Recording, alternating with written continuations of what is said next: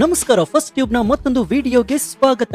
15 ವರ್ಷಗಳ ಕಾಲ ಸುದೀರ್ಘವಾಗಿ ಬಾಂಗ್ಲಾದೇಶದ ಪ್ರಧಾನಿಯಾಗಿ ಆಡಳಿತ ನಡೆಸಿದಂತಹ ಶೇಖ್ ಹಸೀನಾಗೆ ಮರಣದಂಡನೆ ವಿಧಿಸಲಾಗಿದೆ. ಅಂದ್ರೆ ಗಲ್ಲು ಶಿಕ್ಷೆಯನ್ನ ವಿಧಿಸಲಾಗಿದೆ. ಕಳೆದ ವರ್ಷ ಜುಲೈನಲ್ಲಿ ನಡೆದಂತಹ ಹಿಂಸಾಚಾರ ಸಂಬಂಧಿಸಿದಂತೆ ಮಾನವೀಯತೆಯ ವಿರುದ್ಧದ ಅಪರಾಧ ಅಡಿಯಲ್ಲಿ ಬಾಂಗ್ಲಾದ ಮಾಜಿ ಪ್ರಧಾನಿ ಶೇಖ್ ಹಸೀನಾಗೆ ಗಲ್ಲು ಶಿಕ್ಷೆಯನ್ನ ವಿಧಿಸಲಾಗಿದೆ.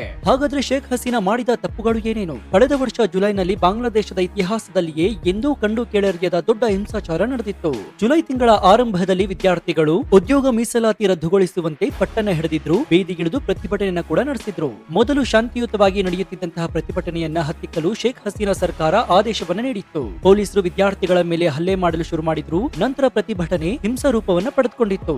ಇದಾದ ಬಳಿಕ ಸರ್ಕಾರ ದೇಶದಲ್ಲಿರುವಂತಹ ಎಲ್ಲಾ ವಿಶ್ವವಿದ್ಯಾಲಯ ಮುಚ್ಚಿಸಿ ಇಂಟರ್ನೆಟ್ ಸೇವೆಯನ್ನೇ ಸ್ಥಗಿತಗೊಳಿಸಿತ್ತು. ಇದು ಪ್ರತಿಭಟನಾಕಾರರನ್ನ ಕೆರಳಿಸಿ ಕೆಂಡವಾಗುವಂತೆ ಮಾಡಿತ್ತು. ಇದು ಬಾಂಗ್ಲಾದೇಶಾದ್ಯಂತ ಪ್ರತಿಭಟನೆಯ ಹಿಂಸಾಚಾರಕ್ಕೆ ತಿರುಗಿತ್ತು. ಹಾಗಾದ್ರೆ ಇದರಲ್ಲಿ ಶೇಖ್ ಹಸೀನಾ ಅವರು ಮಾಡಿರುವಂತಹ ದೊಡ್ಡ ತಪ್ಪಾದ್ರೂ ಏನು? ಅಂದು ಧಗಧಗ ಹೊತ್ತಿ ಉಳಿದಿದ್ದಂತಹ ಬಾಂಗ್ಲಾದೇಶದ ಪರಿಸ್ಥಿತಿಗೆ ಶೇಖ್ ಹಸೀನಾ ಮಾಡಿದಂತಹ ಈ ಸಾಲು ಸಾಲು ತಪ್ಪುಗಳೇ ಕಾರಣನಾ?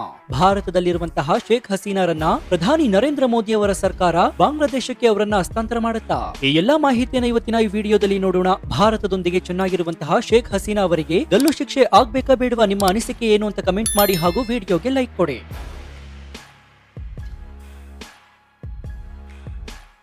ಕಳೆದ ವರ್ಷ ವಿದ್ಯಾರ್ಥಿಗಳು ಮತ್ತು ಸರ್ಕಾರದ ನಡುವೆ ಪ್ರತಿಭಟನೆಯಲ್ಲಿ 100ಕ್ಕೂ ಹೆಚ್ಚು ಮಂದಿ ವಿದ್ಯಾರ್ಥಿಗಳು, ನಾಗರಿಕರು ಸೇರಿದಂತೆ 13 ಮಂದಿ ಪೊಲೀಸರು ಸಾವನ್ನಪ್ಪಿದ್ರು. ಶೇಖ್ ಹಸೀನಾ ಅವರು ಪ್ರತಿಭಟನೆಯನ್ನ ಹತ್ತಿಕ್ಕಲು ಕಂಡಲ್ಲಿ ಗುಂಡು ಹೊಡೆಯುವಂತೆ ಆದೇಶವನ್ನು ಹೊರಡಿಸಿದ್ರು ಎಂಬುದು ಕೂಡ ತನಿಖೆಯ ಮೂಲಕ ತಿಳಿದು ಬಂದಿತ್ತು. ಪ್ರತಿಭಟನೆಯ ವೇಳೆ ಇಡೀ ಬಾಂಗ್ಲಾದೇಶವೇ ಧಗಧಗ ಹೊತ್ತಿ ಉಳಿದಿತ್ತು. ಕಂಡಲ್ಲಿ ಹಿಂಸಾಚಾರ ಭುಗಿಲೆದ್ದಿತ್ತು. ಬಾಂಗ್ಲಾದ ರಾಜಧಾನಿ ಢಾಕಾ ಸೇರಿದಂತೆ ಪ್ರಮುಖ ನಗರಗಳಲ್ಲಿ ಪ್ರತಿಭಟನಾಕಾರರು ಬೀದಿಗಿಳಿದು ಶೇಖ್ ಹಸೀನಾ ರಾಜೀನಾಮೆಗೆ ಒತ್ತಾಯಿಸಿದ್ರು. ಇನ್ನು ಸರ್ಕಾರದ ವಿರುದ್ಧ ಪ್ರತಿಭಟನೆ ತೀವ್ರ ಸ್ವರೂಪ ಪಡೆದುಕೊಳ್ತಾ ಇದ್ದಂತೆ ಶೇಖ್ ಹಸೀನಾ ಅವರು ಬೇರೆ ದಾರಿ ಕಾಣದೆ ತಮ್ಮ ಪ್ರಧಾನಿ ಪದವಿಗೆ ರಾಜೀನಾಮೆಯನ್ನು ನೀಡಿದ್ರು. ಕಳೆದ ವರ್ಷ ಆಗಸ್ಟ್ 5ರಂದು ಹೆಲಿಕಾಪ್ಟರ್ ಮೂಲಕ ಭಾರತಕ್ಕೆ ಪಲಾಯನ ಮಾಡಿ ದೆಹಲಿಯಲ್ಲಿ ಆಶ್ರಯವನ್ನ ಪಡೆದ್ರು. ಅಂದಿನಿಂದ ಇಲ್ಲಿಯವರೆಗೆ ಶೇಖ್ ಹಸೀನಾ ಅವರು ದೆಹಲಿಯಲ್ಲಿ ವಾಸವಾಗಿದ್ದಾರೆ. ಶೇಖ್ ಹಸೀನಾ ಪ್ರಧಾನಿ ಸ್ಥಾನದಿಂದ ಕೆಳಗಿಳಿಯುತ್ತಾ ಇದ್ದಂತೆ ಪ್ರತಿಭಟನಾಕಾರರ ಸಂಭ್ರಮ ಮುಗಿಲು ಮುಟ್ಟಿತ್ತು. ಅದೇ ಸಂಭ್ರಮದಲ್ಲಿ ಪ್ರತಿಭಟನಾಕಾರರು ಶೇಖ್ ಹಸೀನಾ ನಿವಾಸಕ್ಕೆ ತಂಡೋಪತಂಡವಾಗಿ ನುಗ್ಗಿ ಧ್ವಂಸಗೊಳಿಸಿ ಮನೆಯಲ್ಲಿದ್ದಂತಹ ಪೀಠೋಪಕರಣ ಮತ್ತು ಮನೆಯಲ್ಲಿದ್ದ ಬಟ್ಟೆಗಳನ್ನ ಬಿಡದೆ ಎಲ್ಲವನ್ನ ಹೊತ್ತು ಬಂದಿದ್ರು. ಸದ್ಯ ನ್ಯಾಯಾಲಯ ಶೇಖ್ ಹಸೀನಾ ಅವರಿಗೆ ಮರಣದಂಡನೆ ವಿಧಿಸಿದ್ದು ಬಾಂಗ್ಲಾದೇಶದಲ್ಲಿ ಮತ್ತೆ ದಂಗೆ ಏಳುವ ಭೀತಿ ಕೂಡ ಶುರುವಾಗಿದೆ. ನ್ಯಾಯಾಲಯದ ತೀರ್ಮಾನದ ವಿರುದ್ಧ ಶೇಖ್ ಹಸೀನಾ ಅವರ ಅವಾಮಿ ಲೀಗ್ ಪಾರ್ಟಿ ಕೆರಳಿ ಕೆಂಡವಾಗಿದೆ. ಶೇಖ್ ಹಸೀನಾ ಅವರ ವಿರುದ್ಧ ಪಿತೂರಿ ಮಾಡಲಾಗಿದೆ ಎಂದು ಆರೋಪಿಸಿದೆ. ಹೀಗಾಗಿ ಅವಾಮಿ ಲೀಗ್ ಪಕ್ಷದ ಕಾರ್ಯಕರ್ತರು ಬಾಂಗ್ಲಾದೇಶದಲ್ಲಿ ಮತ್ತೆ ದಂಗೆ ಎಬ್ಬಿಸಬಹುದು ಎಂದು ಊಹಿಸಲಾಗಿದೆ. ಇದೇ ಕಾರಣಕ್ಕೆ ಬಾಂಗ್ಲಾದೇಶದಲ್ಲಿ ಬಿಗಿ ಪೊಲೀಸ್ ಬಂದೋಬಸ್ತ್ ಅನ್ನ ಮಾಡಲಾಗಿದೆ.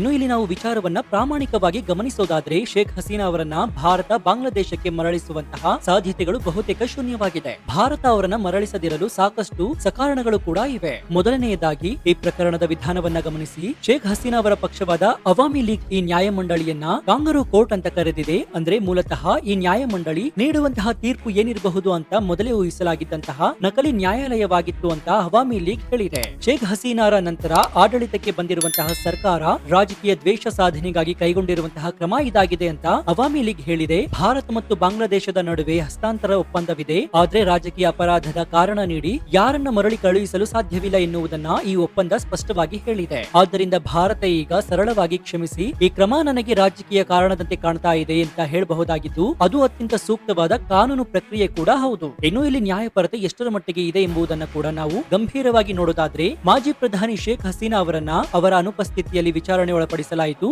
ಅಂದ್ರೆ ತನ್ನನ್ನು ತಾನು ರಕ್ಷಿಸಿಕೊಳ್ಳಲು ನ್ಯಾಯಾಲಯದಲ್ಲಿ ಶೇಖ್ ಹಸೀನಾ ಇರಲೇ ಇಲ್ಲ. ಅವರ ಪರ ವಕೀಲರು ತಮಗೆ ಹಸೀನಾ ಪರವಾಗಿ ಸಮರ್ಪಕವಾಗಿ ವಾದಿಸಲು ಅವಕಾಶ ಕೂಡ ಸಿಕ್ಕಿಲ್ಲ ಅಂತ ಕೂಡ ಹೇಳಿದ್ದಾರೆ. ಭಾರತದ ಕಾನೂನು ಮತ್ತು ನೈತಿಕ ನೆಲೆಗಟ್ಟಿನಲ್ಲಿ ಸರಿಯಾದ ವಿಚಾರಣೆಗೆ ಒಳಪಡಲು ಅವಕಾಶವಿಲ್ಲದೆ ಶಿಕ್ಷೆಗೆ ಗುರಿಯಾಗಿಸುವುದನ್ನ ಮರಳಿ ಕಳುಹಿಸುವುದು ಸರಿಯಾಗಿ ತೋರುವುದಿಲ್ಲ. ಅಂತಾರಾಷ್ಟ್ರೀಯ ಕಾನೂನು ಸಹ ಇಲ್ಲಿ ಭಾರತದ ಸ್ಥಾನವನ್ನ ಬೆಂಬಲಿಸುತ್ತೆ. ಬಹಳಷ್ಟು ಪ್ರಜಾಪ್ರಭುತ್ವ ರಾಷ್ಟ್ರಗಳು ತನಿಖಾ ಪ್ರತಿಕ್ರಿಯೆ ಪ್ರಶ್ನಾರ್ಹವಾಗಿ ಕಂಡಾಗ ಹಸ್ತಾಂತರ ಪ್ರಕ್ರಿಯೆಗೆ ಒಪ್ಪಿಗೆ ಸೂಚಿಸೋದಿಲ್ಲ. ಈಗಿನ ಪರಿಸ್ಥಿತಿಯಲ್ಲಿ ಭಾರತವು ಸಹ ಖಂಡಿತವಾಗಿಯೂ ಇಂತಹ ವಾದವನ್ನ ಮಂಡಿಸಬಹುದು. ಇನ್ನು ಸ್ವತಃ ಈ ಮರಣದಂಡನೆಯೇ ಒಂದು ದೊಡ್ಡ ಅಡಚಣೆಯಾಗಿದೆ. ಭಾರತದ ಕಾನೂನಿನಲ್ಲೂ ಸಹ ಮರಣದಂಡನೆ ಇದೆ. ಆದ್ರೆ ಭಾರತದಲ್ಲಿ ಅತ್ಯಂತ ಅಪರೂಪದ ಪ್ರಕರಣದಲ್ಲಿ ಮಾತ್ರವೇ ಅಪರಾಧಿಗೆ ಮರಣದಂಡನೆ ನೀಡಲಾಗುತ್ತೆ. ಅದರೊಡನೆ ಯಾರಾದ್ರೂ ಕೂಡ ಸ್ವದೇಶದಲ್ಲಿ ಮರಣದಂಡನೆಯಂತಹ ಶಿಕ್ಷೆಗೆ ಗುರಿಯಾಗುವ ಸಾಧ್ಯತೆಗಳಿದ್ದರೆ ಭಾರತ ಐತಿಹಾಸಿಕವಾಗಿಯೂ ಸಹ ಅಂತಹ ವ್ಯಕ್ತಿಗಳನ್ನ ಹಸ್ತಾಂತರಿಸೋದಿಲ್ಲ. ಇದನ್ನ ಭಾರತ ತನ್ನ ಮಾನವೀಯ ಮೌಲ್ಯದ ನೀತಿಯಲ್ಲಿ ಒಂದಾಗಿ ಪರಿಗಣಿಸಿದೆ. ಈಗ ಎಲ್ಲವೂ ಅತ್ಯಂತ ಸ್ಪಷ್ಟವಾಗಿದೆ ಅಂತ ಭಾವಿಸಿದರೂ ಕೂಡ ಹಸೀನಾ ಸ್ವದೇಶಕ್ಕೆ ಮರಳಿದ್ರೆ ಅವರನ್ನ ಮರಣದಂಡನೆಗೆ ಗುರಿಯಾಗಿಸುವಂತಹ ಸಾಧ್ಯತೆಗಳಿವೆ ಎಂದು ಭಾರತ ಹಸ್ತಾಂತರಕ್ಕೆ ನಿರಾಕರಿಸುವ ಸಾಧ್ಯತೆ ಕೂಡ ಇದೆ. ಭಾರತ ಈ ನಿಲುವಿಗೆ ಅಂತಾರಾಷ್ಟ್ರೀಯ ಒಪ್ಪಿಗೆ ಮತ್ತು ಬೆಂಬಲ ಕೂಡ ಲಭಿಸಬಹುದು. ಇನ್ನು ಬಾಂಗ್ಲಾದೇಶದಲ್ಲಿ ಈಗಿನ ಪ್ರಾಯೋಗಿಕ ವಾಸ್ತವ ಪರಿಸ್ಥಿತಿಯನ್ನು ಕೂಡ ನಾವು ಕಡೆಗಣಿಸಲು ಕೂಡ ಸಾಧ್ಯವಿಲ್ಲ. ಬಾಂಗ್ಲಾದೇಶದಲ್ಲಿ ಈಗ ಉದ್ವಿಗ್ನ ಧ್ರುವೀಕೃತ ಸ್ಥಿತಿಯಲ್ಲಿದ್ದು ನಿರಂತರವಾಗಿ ಹಿಂಸಾಚಾರಗಳು ನಡೀತಾನೆ ಇದೆ. ಹಸೀನಾರ ಅವಾಮಿ ಲೀಗ್ ಪಕ್ಷ ಈಗಾಗಲೇ ಪ್ರತಿಭಟನೆಗೆ ಕರೆ ನೀಡಿದ್ದು ಬೃಹತ್ ಪ್ರಮಾಣದಲ್ಲಿ ಉದ್ವಿಗ್ನತೆಗಳನ್ನ ತಲೆದೂರುವ ಎಲ್ಲಾ ಲಕ್ಷಣಗಳು ಕೂಡ ಇದೆ. ಒಂದ್ ವೇಳೆ ಭಾರತ ಏನಾದ್ರೂ ಹಸೀನಾರನ್ನ ಹಿಂದಕ್ಕೆ ಕಳುಹಿಸಿದ್ರೆ ಆಗ ಯಾರಾದ್ರೂ ಅವರ ಸುರಕ್ಷತೆಯನ್ನ ಖಾತ್ರಿಪಡಿಸಲು ಸಾಧ್ಯವಾ? ಒಂದ್ ವೇಳೆ ಬಾಂಗ್ಲಾದೇಶಕ್ಕೆ ಮರಳಿದ ತಕ್ಷಣವೇ ಅವರು ಮರಣದಂಡನೆಗೆ ಗುರಿಯಾಗದಿದ್ರು ಕೂಡ ಅವರು ವಶದಲ್ಲಿರುವಾಗ ಅಥವಾ ವಿಚಾರಣೆ ನಡೆಸುವಾಗ ಅವರ ವಿರುದ್ಧ ಗುಂಪುದುಂಬಿ ಅಥವಾ ದಾಳಿಗಳು ನಡೆಯುವ ಸಾಧ್ಯತೆಗಳು ಕೂಡ ಇದೆ. ಆದ್ದರಿಂದ ಭಾರತ ಸಹಜವಾಗಿಯೇ ಹಸೀನಾರ ಪ್ರಾಣಕ್ಕೆ ಅಪಾಯವಿದೆ ಎನ್ನಬಹುದು. ಇದು ಅವರನ್ನ ಹಸ್ತಾಂತರಿಸುವುದನ್ನು ನಿರಾಕರಿಸಲು ಇರುವಂತಹ ಮತ್ತೊಂದು ಕಾರಣವಾಗಿದೆ. ಇನ್ನು ಈ ಎಲ್ಲಾ ಕಾನೂನು ವಾದಗಳ ಹೊರತಾಗಿಯೂ ಕೂಡ ಈ ಕಥೆಗೆ ಇನ್ನೊಂದು ಮಾನವೀಯ ಮತ್ತು ಕಾರ್ಯತಂತ್ರ ಅಂಶವೂ ಕೂಡ ಇದೆ. ಶೇಖ್ ಹಸೀನಾ ಭಾರತದ ಪಾಲಿಗೆ ಯಾರೋ ಇನ್ನೊಬ್ಬರ ನೆರೆಹೊರೆಯ ಮಹಿಳೆಯಷ್ಟೇ ಅಲ್ಲ, ಕಳೆದ 15 ವರ್ಷಗಳ ಕಾಲ ಹಸೀನಾ ಭಾರತದೊಡನೆ ಭದ್ರತಾ ಸಹಕಾರ, ಗಡಿ ನಿರ್ವಹಣೆ, ಭಯೋತ್ಪಾದನಾ ನಿಗ್ರಹ ಮತ್ತು ವ್ಯಾಪಾರದ ಕುರಿತು ನಿಕಟವಾಗಿ ಕಾರ್ಯಾಚರಿಸಿದ್ರು. ಅವರನ್ನ ಭಾರತ ಈ ಪ್ರದೇಶದಲ್ಲಿ ತನ್ನ ಅತ್ಯಂತ ನಂಬಿಕಾರ್ಹ ಸಹಯೋಗಿ ಅಂತ ಕೂಡ ಪರಿಗಣಿಸಿತ್ತು. ಯಾವುದೇ ದೇಶವು ಹಾಗೆ ತನ್ನ ಸುದೀರ್ಘ ಕಾಲದ ಸ್ನೇಹವನ್ನ ಅವರಿಗೆ ಸಮಸ್ಯೆ ಎದುರಾದಾಗ ಸಂದರ್ಭದಲ್ಲಿ ತ್ಯಜಿಸೋದಿಲ್ಲ.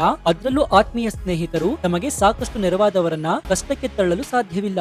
ಭಾರತವು ಇದಕ್ಕೆ ಹೊರತಾಗಿರದೆ ಶೇಖ್ ಹಸೀನಾರಿಗೆ ಮಾನವೀಯ ಆಶ್ರಯವನ್ನ ಮೌನವಾಗಿ ರಾಜತಾಂತ್ರಿಕವಾಗಿ ಮುಂದುವರಿಸುವಂತಹ ಎಲ್ಲಾ ಸಾಧ್ಯತೆಗಳು ಕೂಡ ಇದೆ. ಒಟ್ಟಾರೆಯಾಗಿ ಭಾರತ ರಾಜತಾಂತ್ರಿಕ ಕೌಶಲ್ಯಗಳು ನಿಜಕ್ಕೂ ಇಲ್ಲಿ ಸಹಾಯಕ್ಕೆ ಬರುತ್ತವೆ. ಒಂದು ವೇಳೆ ಬಾಂಗ್ಲಾದೇಶದಲ್ಲಿ ಏನಾದ್ರೂ ಕೂಡ ಶೇಖ್ ಹಸೀನಾ ಹಸ್ತಾಂತರಕ್ಕೆ ಅಧಿಕೃತವಾಗಿ ಮನವಿ ಸಲ್ಲಿಸಿದ್ರು ಕೂಡ ಭಾರತ ತಕ್ಷಣವೇ ಅದನ್ನ ನಿರಾಕರಿಸಿ ಇಲ್ಲ, ಅವರನ್ನ ಹಸ್ತಾಂತರಿಸೋದಿಲ್ಲ ಹೀಗಂತ ಕೂಡ ಹೇಳೋದಕ್ಕಾಗೋದಿಲ್ಲ. ಇದರ ಬದಲು ಭಾರತ ನಾವು ಕಾನೂನು ದಾಖಲೆಗಳನ್ನ ಪರಿಶೀಲಿಸ್ತೀವಿ ಎಂದು ಅಥವಾ ಈ ವಿಚಾರವನ್ನ ವಿಮರ್ಶಿಸ್ತೀವಿ ಅಂತಾನೋ, ನಾವು ತಜ್ಞರ ಅಭಿಪ್ರಾಯ ಕೂಡ ಕೇಳ್ತೀವಿ ಅಂತ ಹೇಳಿ ಒಂದಷ್ಟು ಸಮಯವನ್ನ ಪಡೆಯಬಹುದು. ಈ ವಿಧಾನದ ಮೂಲಕ ಭಾರತ ಬಾಂಗ್ಲಾದೇಶದೊಡನೆ ನೇರ ಮಾತಿನ ಚಕಮಕಿಯನ್ನ ತಪ್ಪಿಸಿಕೊಂಡು ಹಸೀನಾರಿಗೆ ರಕ್ಷಣೆ ನೀಡುವುದನ್ನ ಮುಂದುವರಿಸಬಹುದು. ಇದು ಒಂದು ರೀತಿಯಲ್ಲಿ ನಾವು ನಿಮಗೆ ಇದಕ್ಕೆ ಉತ್ತರ ನೀಡ್ತೀವಿ ಅಂತ ಹೇಳಿ ಯಾವುದೇ ಉತ್ತರ ನೀಡದಿದ್ರೂ ಕೂಡ ರಾಜಕೀಯ ರೂಪವಷ್ಟೇ. ಶೇಖ್ ಹಸೀನಾರಿಗೆ ಮರಣದಂಡನೆ ವಿಧಿಸಿರುವುದು ಈಗ ದೊಡ್ಡ ಸುದ್ದಿಯಾಗಿರಬಹುದು, ಆದ್ರೆ ಅವರು ಸದ್ಯದಲ್ಲಿ ಬಾಂಗ್ಲಾದೇಶಕ್ಕೆ ಮರಳುವ ಸಾಧ್ಯತೆಗಳು ಕೂಡ ಕಡಿಮೆ. ಭಾರತದ ಬಳಿ ಕಾನೂನು ಬೆಂಬಲವಿದೆ, ನೈತಿಕ ಸಾಮರ್ಥ್ಯಗಳಿವೆ, ಮಾನವೀಯ ಕಾಳಜಿ ಇದೆ ಮತ್ತು ಶೇಖ್ ಹಸೀನಾರನ್ನ ಸುರಕ್ಷಿತವಾಗಿಡಲು ಬೇಕಾದ ಕಾರ್ಯತಂತ್ರ